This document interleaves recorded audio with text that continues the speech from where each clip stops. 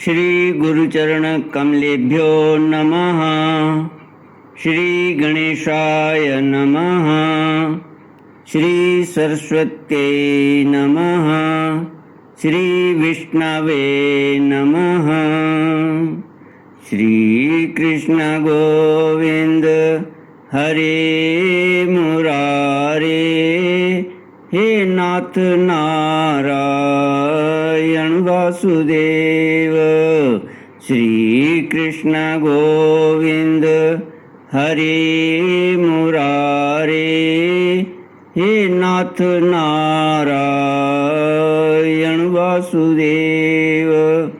हे नाथ नारायण वासुदेव।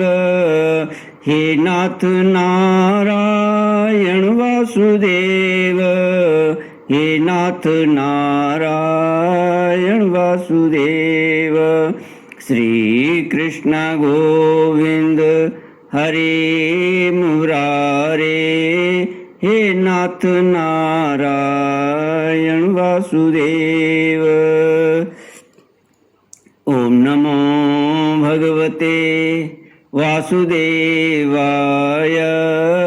ओम नमो भगवते वासुदेवाय। ओम नमो भगवते वासुदेवाय। ओम नमो भगवते वासुदेवाय। ओम नमो भगवते वासुदेवाय। ओम नमो भगवते वासुदेवाय। कृष्णाय वासुदेवाय हरये परमात्मने प्रणतक्लेशनाशाय गोविन्दाय नमो नमः। कृष्णाय वासुदेवाय देवकी नंदनाय च नंदगोपकुमाराय गोविन्दाय नमो नमः। सच्चिदानन्दरूपाय विश्वोत्पत्त्यादिहेतुवे तापत्रयविनाशाय श्रीकृष्णाय वयं नमः। सच्चित आनंद स्वरूप परमात्मा जो सृष्टि की उत्पत्ति, पालन और संहार करता है तथा जीवों के आध्यात्मिक, आदि दैविक, आदि भौतिक तापों को नष्ट करने वाले हैं, अर्थात जीवों के मानसिक, शारीरिक और भौतिक दुखों को दूर करने वाले हैं, उन श्री कृष्ण भगवान को हम नमस्कार करते हैं। श्री कृष्ण गोविंद हरे मुरारे, हे नाथ नारायण वासुदेव। श्रीमद्भागवत अष्टम स्कंद अथ सप्तमोऽध्याय। श्री शुक उवाच तेन नागराजमामन्त्र्य फलभागेन वासुकिं परिवीयागिरो तस्मिन् नेत्रमब्धिं मुदान्विताः आरेभिरेषु संयत्ता अमृतार्थं कुरुद्वः हरिपुरस्ताज्जगृहे पूर्वं देवास्ततो भवन् तन्नेच्छन् दैत्यपतयो महापुरुषचेष्टितं न गृहीणीमो वयं पुच्छम् अहेरंगममंगलम्। श्रीमद्भागवत 8वां स्कंद 7वां अध्याय। समुद्र मंथन का आरंभ। श्री सुखदेव जी कहते हैं, परीक्षित, देवता और असुरों ने नागराज वासुकी को यह वचन देकर कि समुद्र मंथन से प्राप्त होने वाले अमृत में तुम्हारा भी हिस्सा रहेगा, उन्हें भी सम्मिलित कर लिया। इसके बाद उन लोगों ने वासुकी नाग को नीति के समान मंदराचल में लपेटकर भली भांति उद्यत हो बड़े उत्साह और आनंद से अमृत के लिए समुद्र मंथन आरंभ किया। उस समय पहले पहल अजित भगवान वासुकी के मुख की ओर लग गए, इसलिए देवता भी उधर ही आ जुटे। परंतु भगवान की यह चेष्टा दैत्य सेनापतियों को पसंद न आई। उन्होंने कहा कि पूंछ तो सांप का अशुभ अंग है, हम उसे नहीं पकड़ेंगे। हमने वेद शास्त्रों का विधि पूर्वक अध्ययन किया है, ऊंचे वंश में हमारा जन्म हुआ है और वीरता के बड़े बड़े काम हमने किए हैं, हम देवताओं से किस बात में कम हैं। यह कहकर वे लोग चुपचाप एक ओर खड़े हो गए। उनकी यह मनोवृत्ति देखकर भगवान ने मुस्कुराकर वासुकी का मुंह छोड़ दिया और देवताओं के साथ उन्होंने पूंछ पकड़ ली। इस प्रकार अपना अपना स्थान निश्चित करके देवता और असुर अमृत प्राप्ति के लिए पूरी तैयारी से समुद्र मंथन करने लगे। श्री कृष्ण गोविंद हरे मुरारे, हे नाथ नारायण वासुदेव। श्री सुखदेव जी कहते हैं, परीक्षित, जब समुद्र मंथन होने लगा तब बड़े बड़े बलवान देवता और असुरों के पकड़े रहने पर भी अपने भार की अधिकता और नीचे कोई आधार न होने के कारण मंदराचल समुद्र में डूबने लगा। इस प्रकार अत्यंत बलवान देव के द्वारा अपना सब किया कराया मिट्टी में मिलते देख उनका मन टूट गया, सबके मुंह पर उदासी छा गई। उस समय भगवान ने देखा कि यह तो विघ्नराज की करतूत है, इसलिए उन्होंने उसके निवारण का उपाय सोचकर अत्यंत विशाल एवं विचित्र कच्छप का रूप धारण किया और समुद्र के जल में प्रवेश करके मंदराचल को ऊपर उठा दिया। भगवान की शक्ति अनंत है, वे सत्य संकल्प हैं, उनके लिए कौन सी बड़ी बात थी। देवता और असुरों ने देखा कि मंदराचल तो ऊपर उठाया, तब वे फिर से समुद्र मंथन के लिए उठ खड़े हुए। उस समय भगवान ने जम्बू द्वीप के समान 1,00,000 योजन फैली हुई अपनी पीठ पर मंदराचल को धारण कर रखा था। परीक्षित, जब बड़े बड़े देवता और असुरों ने अपने बाहुबल से मंदराचल को प्रेरित किया, तब वह भगवान की पीठ पर घूमने लगा। अनंत शक्तिशाली आदि कच्छप भगवान को उस पर्वत का चक्कर लगाना ऐसा जान पड़ता था मानो कोई उनकी पीठ खुजला रहा हो।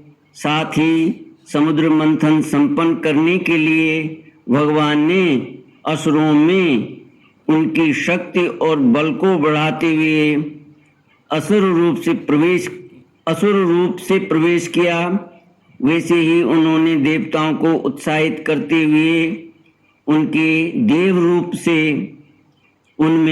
रूप से प्रवेश किया और वासुकी नाग में निद्रा के रूप में। इधर पर्वत के ऊपर दूसरे पर्वत के समान बनकर सहस्रबाहु भगवान अपने हाथों से उसे दबाकर स्थित हो गए। उस समय आकाश में ब्रह्मा, शंकर, इंद्र आदि उनकी स्तुति और उनके ऊपर पुष्पों की वर्षा करने लगे। इस प्रकार भगवान ने पर्वत के ऊपर उसको दबा रखने वाले के रूप में, नीचे उसके आधार कच्छप के रूप में, देवता और असुरों के शरीर में उनकी शक्ति के रूप में, पर्वत में दृढ़ता के रूप में और नीति बने हुए नासुकी नाग में निद्रा के रूप में, जिससे विषय कष्ट न हो, प्रवेश करके सब ओर से सबको शक्ति संपन्न कर दिया। अब वे अपने बल के मद से उन्मत्त होकर मंदराचल के द्वारा बड़े वेग से समुद्र मंथन करने लगे। उस समय समुद्र और उसमें रहने वाले मगर, मछली आदि जीव क्षुब्ध हो गए। नागराज वासुकी के चारों ओर कठोर नेत्र, मुख और श्वासों से विष की आग निकलने लगी। उनके धुएं से पौलोम, कालेय, बलि, इलवल आदि असुर निस्तेज हो गए। उस समय वे ऐसे जान पड़ते थे मानो दावानल से झुलसे हुए शाखों के पेड़ खड़े हों।